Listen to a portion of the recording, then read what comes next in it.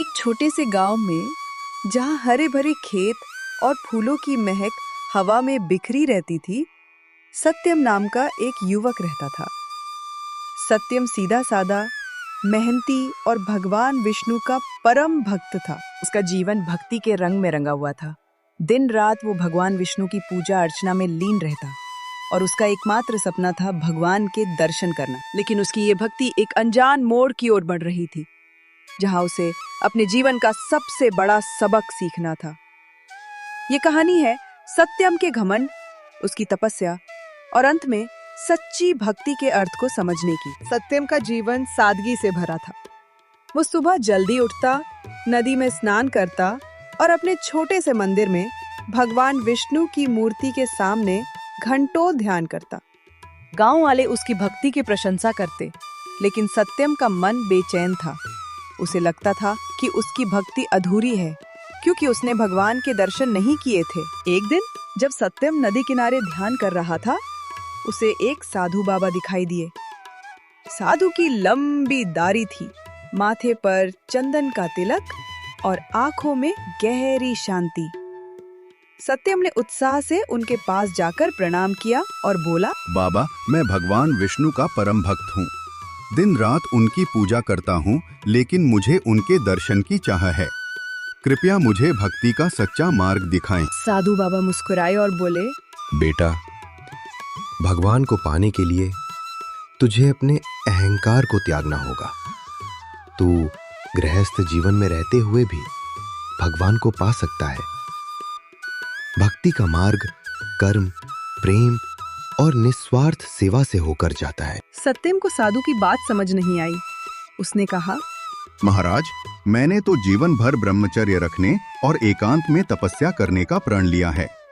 मुझे तपस्या की विधि बताइए, जिससे मैं भगवान के दर्शन कर सकूं। साधु बाबा ने गहरी सांस ली और बोले, ठीक है बेटा, मैं तुम्हें तपस्या की विधि बता देता हूँ, लेकिन याद रख, सच्ची भक्ति वही है जो अहंकार से मुक्त हो।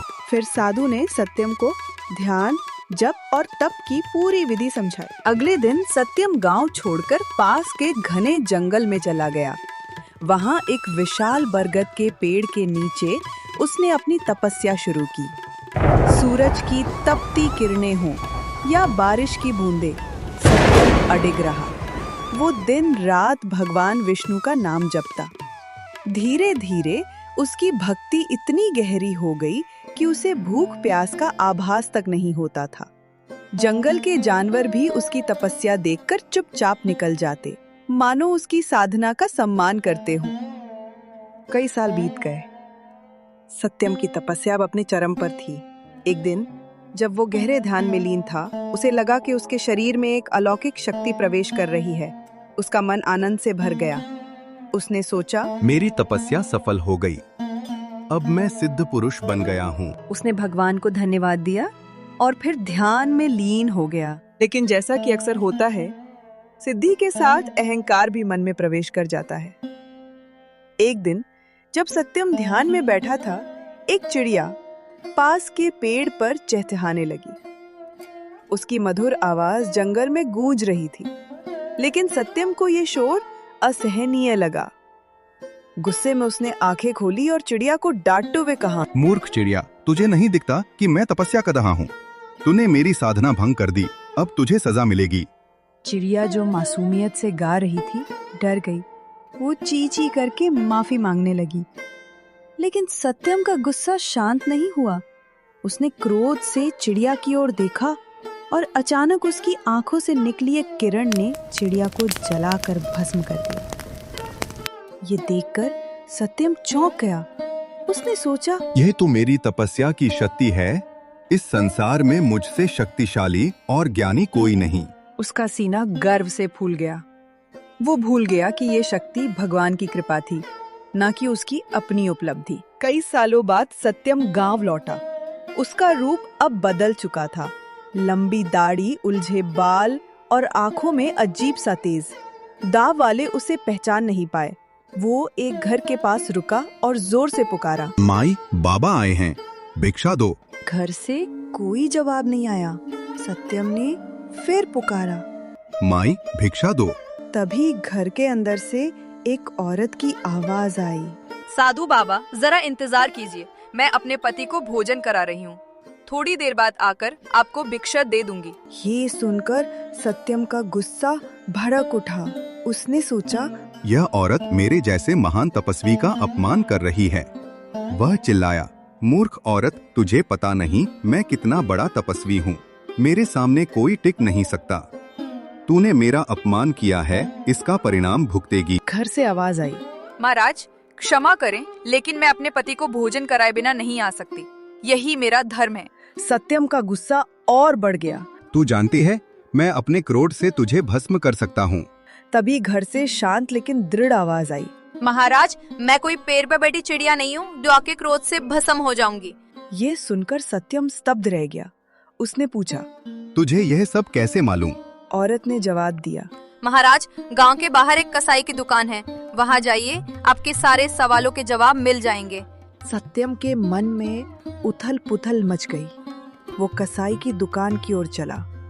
वहाँ उसने देखा कि एक कसाई मांस काट रहा था। उसकी दुकान पर भीड़ थी और वो बड़े ध्यान से अपना काम कर रहा था। सत्यम को देखते ही कसाई ने दुकान छोड़ दी और उसके पास आया। सत्यम कुछ कह पाता उससे पहले ही कसाई बोला, महाराज, आपको उस औरत ने भेजा है जो अपने पति को भोजन करा रही थी, है ना? सत्यम हैरान रह गया।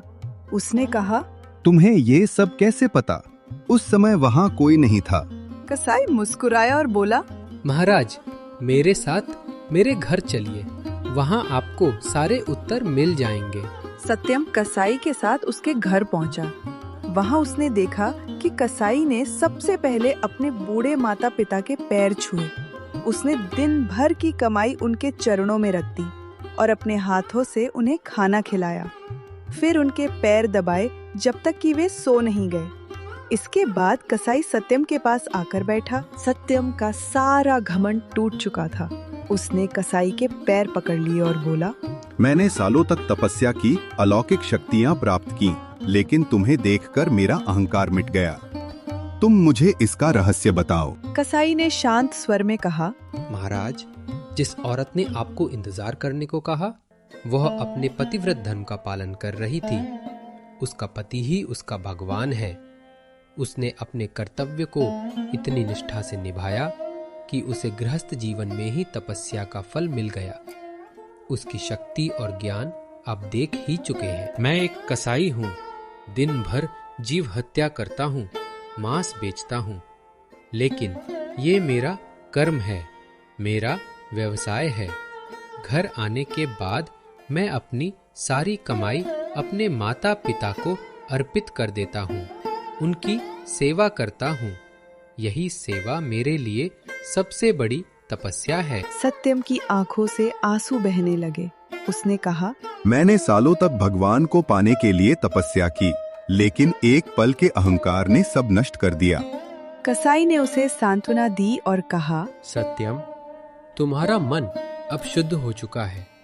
भगवान को पाने के लिए जंगल में तपस्या करना जरूरी नहीं। गृहस्थ जीवन में रहकर अपने कर्तव्यों को निष्ठा से निभाओ और प्रेम से भगवान को याद करो। यही सच्ची तपस्या है। सत्यम अपने गांव लौट आया। उसने तपस्वी बनने की जिद छोड़ दी। अब वो गांव वालों की सेवा करने लगा। किसी का खेत जोतने में मदद करता तो किसी के लिए पानी लाता। वो हर काम में भगवान का नाम लेता और अपने कर्तव्यों को निष्ठा से निभाता।